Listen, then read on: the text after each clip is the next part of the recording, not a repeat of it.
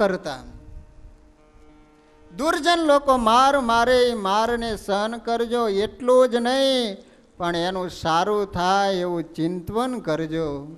સ્વામિનારાયણ ભગવાનની આજ્ઞાથી સંતો ગામડામાં વિચરણ કરવા માંડ્યા અને એ વખતે અનેક મુમુક્ષુ જીવો સત્સંગ તરફ, સંતોની તરફ ખેંચાણા છે.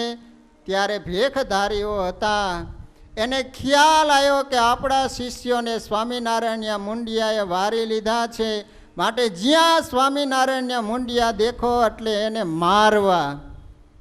સંતો ચાલ્યા જતા હોય ને દુર્જન લોકોનો ભેટો થઈ જાય ને સંતોને એટલો બધો માર મારે.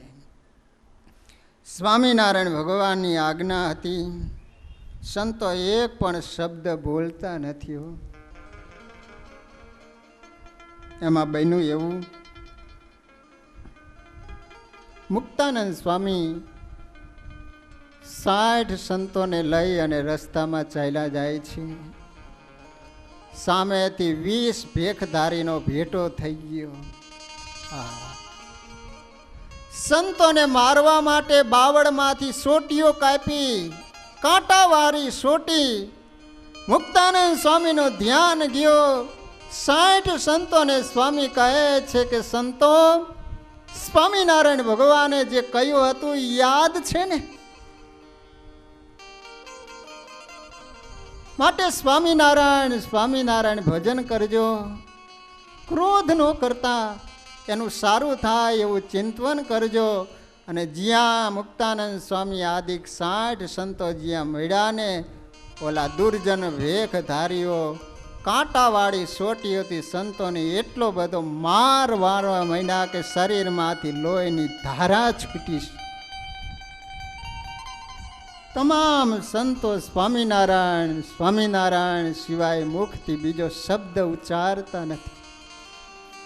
દુર્જન લોકો આ રીતે જ્યારે સોટીનો પ્રહાર કરી રહ્યા છે એ વખતે ત્યાંથી માણસો પસાર થયા એટલે ઓલા ભેખધારીઓ નીકળી ગયા. અને એ વખતે સ્વામિનારાયણ ભગવાન લોયામાં બિરાજમાન હતા.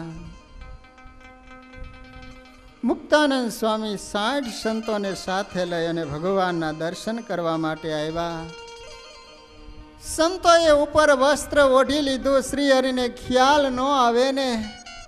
આવીને જ્યાં શ્રીહરિને દંડવત કરવા માંડ્યા, જે શ્રીહરિ ઊભા થઈ અને સંતોના ખેસ ઊંચા કર્યા ને, સારાય સંતોના શરીર લોહીવાળા જ્યારે દેખાશે ને,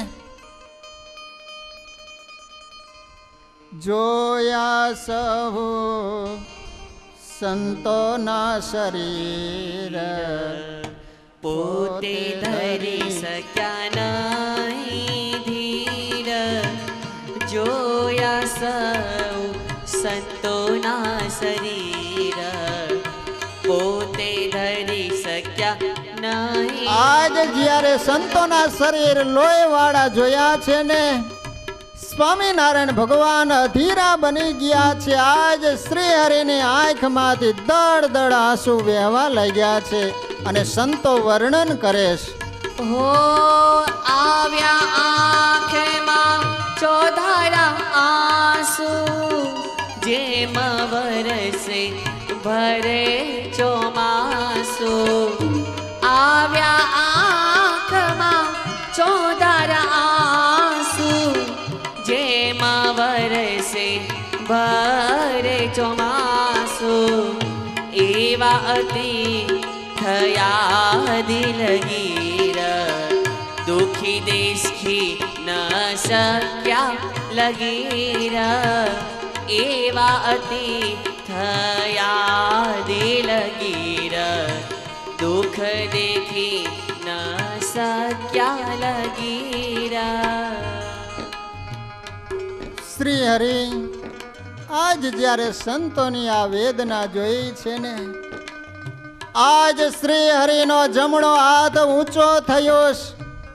એક કીડી જેવા જીવને પણ અમારા સંતો દુભે નહીં એવા નિર્દોષ સંતોને આ રીતે ભેખધારીઓ અપમાન કરે, માર મારે.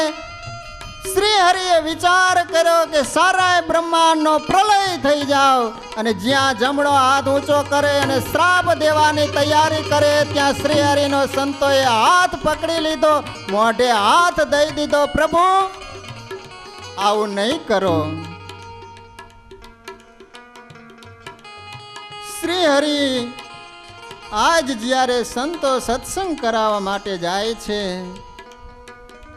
ત્યારે દુર્જન લોકો આટલો બધો માર મારે છે, એ બધું સહન કરે છે.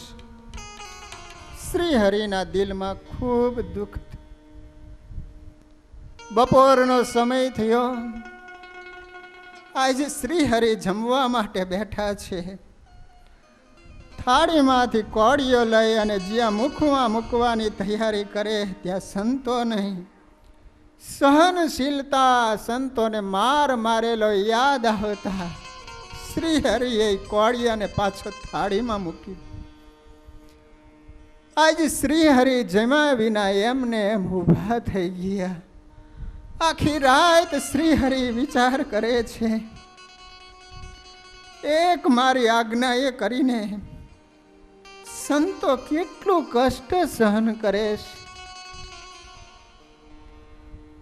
પણ શું કરું, પરાધીન છું. જો સંતો ગામડામાં વિચરણ કરવા માટે નહીં જાય તો જીવોને મારા સ્વરૂપની કોણ ઓળખાણ કરાવરાવશે. શ્રી હરિ સંતોને કહેતા કે સંતો તમે એમ નહીં માનશો કે સ્વામિનારાયણ ભગવાન નિષ્ઠુર છે, કે આટલો માર મારે છતાંય ભગવાન અમારા ઉપર કેમ દયા નથી કરતા. સ્વામિનારાયણ ભગવાન સંતોને એમ કહેતા કે સંતો મધરાત્રિનો સમય થાય, હું પથારીમાં બેઠો થઈ એક સંતને યાદ કરે ને આંખમાંથી દડ દડ આંસુ પડતા હોય છે. સંતો કોઈ એવી રાત્રિ ખાલી નથી ગઈ કે તમને યાદ કરીને હું રડ્યો નહીં હોય. સંતો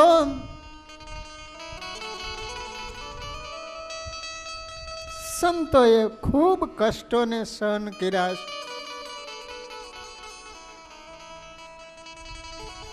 આ બધા કષ્ટોને સહન કરી સત્સંગ કરાવેલા જ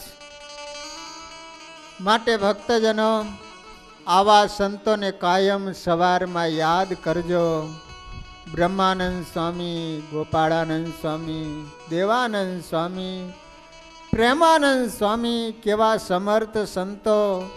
એક આંખનો પલકારો કરે ને તો એ ભેખધારી શું બ્રહ્માંડોની પણ જેની આગળ ગણતરી ન થાય આવા સમર્થ સંતો પણ શ્રી હરિની આજ્ઞાએ કરીને પામર જેવા દુર્જન લોકો માન અપમાન કરે છતાંય પણ એ કષ્ટોને સહન કરે. એ સંતોની સહનશીલતાને કારણે આજે સારા વિશ્વમાં સ્વામિનારાયણ સંપ્રદાય ફેલાઈ ગયો છે. સ્વામિનારાયણ ભગવાને સંતોને કહ્યું છે કે સંતો હવે તમે અલક્ષપણે કહેતા કપાળમાંથી તિલક ચાંદલો, માથા ઉપર ચોટલી છે એ શિખાને કાઢી નાખો. જે રીતે જગતના ભેખધારી હોય એ રીતે પાછળથી લાંગ કાઢી કોઈને ખ્યાલ ન આવે કે આ સ્વામિનારાયણના સાધુ છે એ રીતે તમે ચીનોનો ત્યાગ કરીને ગામડામાં વિચરણ કરો. ટૂંક સમયમાં જ ગવર્નર સાહેબ આવી અને તમારી રક્ષા કરશે. અને એ જ વખતે ભગવાનની ઈચ્છાથી લંડનથી ગવર્નર સાહેબ એના જીવનમાં એવો પ્રસંગ બનેલો. એકવાર હાથી ઉપર બેસી અને જંગલમાં શિકાર કરવા માટે જતા હતા. એમાં બરોબર સામેથી સિંહ આવ્યો. આમને ગોળી બાર કર્યો, શિકાર છટકી ગયો અને ઓલી સિંહે જ્યાં તરાપ મારી એ જ વખતે આકાશમાંથી કોઈ દિવ્ય પુરુષે આવે અને રાજાને ઊંચકી લીધા. સિંહ થકી રક્ષા કરી સ્વામિનારાયણ ભગવાન અદ્રશ્ય થઈ ગયા. ત્યારથી સાહેબ વિચાર કરે છે કે જે પુરુષે મારી રક્ષા કરી પુરુષ ક્યાં હશે. એ પુરુષની શોધ કરતા કરતા રાજકોટ આવ્યા. ત્યાં એને ખ્યાલ આવ્યો કે ગઢપુરમાં સ્વામિનારાયણ ભગવાન અત્યારે ધર્મોના સારા એવા કાર્યો કરાવી રહ્યા છે. માણસો દારૂ માંસ ખાતા હોય આવા અંધશ્રદ્ધામાંથી શ્રી હરિ બધાને મુક્ત કરી રહ્યા છે.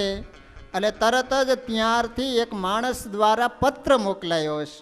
સ્વામિનારાયણ ભગવાનની પાસે પત્ર આવ્યો. સ્વામિનારાયણ ભગવાને પત્ર વાંચ્યો. એમાં સર માલકમ સાહેબે એવું લખ્યું હતું કે હે સ્વામિનારાયણ પ્રભુ, આપ જો કહેતા હોય તો હું ત્યાં દર્શન કરવા માટે આવું, અને જો આપની ઈચ્છા હોય તો આપ રાજકોટ પધારી અને મને દર્શનનું સુખ આપો. શ્રી હરિએ વિચાર કર્યો કે આવા રાજાને જ્યારે દર્શનની ઈચ્છા હોય તો આપણે સામે ચાલીને એને દર્શન દેવા જવું જોઈએ.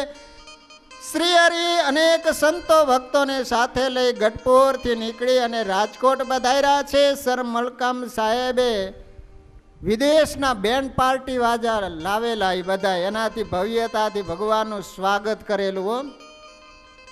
અને કહેવાય છે કે એ વખતે નહીં પણ પછી સ્વામિનારાયણ ભગવાને એમને શિક્ષાપત્રી આપેલી. કારણ કે સર માલકમ સાહેબ જ્યારે પ્રથમવાર સ્વામિનારાયણ ભગવાનને મળ્યા એ વખતે શિક્ષાપત્રીની રચના પણ નહોતી થઈ.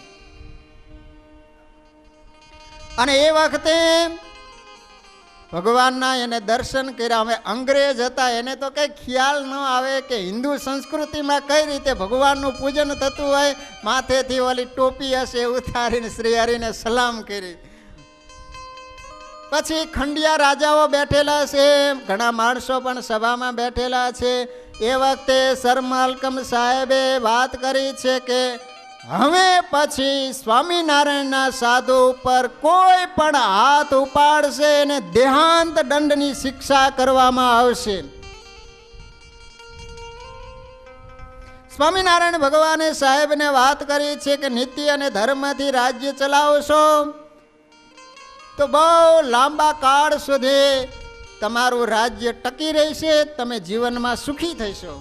આવો સુંદર ધર્મનો ઉપદેશ આપ્યો છે. શ્રી હરિ રાજકોટથી નીકળી અને પાછા ગઢપુર પધાર્યા છે. સુરત મુનિ પ્રતાપસિંહ રાજાને કહે છે કે રાજન, શ્રી હરિ ગઢપુરમાં રહ્યા થકા ભાગવતજીનું શ્રવણ કરે છે. ભગવાનને કથા બહુ પ્રિય હતી હો. એક પુરાણી સાથે રાખતા જ ભગવાન અખંડ. અને ભગવાનને કોઈ નિયમ નહીં હો, સમય નહીં બાંધેલો કે આટલા વાગ્યાથી આટલા વાગ્યા સુધી જ કથા કરવાની. આપણે મંદિરમાં નિયમ હોય કે સવારે 7 વાગ્યાથી 7:30 વાગે પૂરી થઈ જાય, રાતે 8 વાગ્યાથી 8:30 વાગે પૂરી થઈ જાય. ભગવાનને કોઈ નિયમ નક્કી નહીં.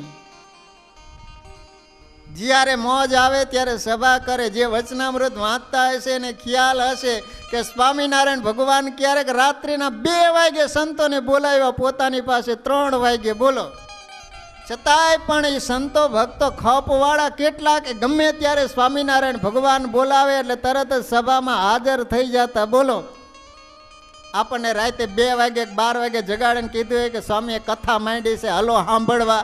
જગાડવા વાળાને પેલો વારો ચડી જાય ને.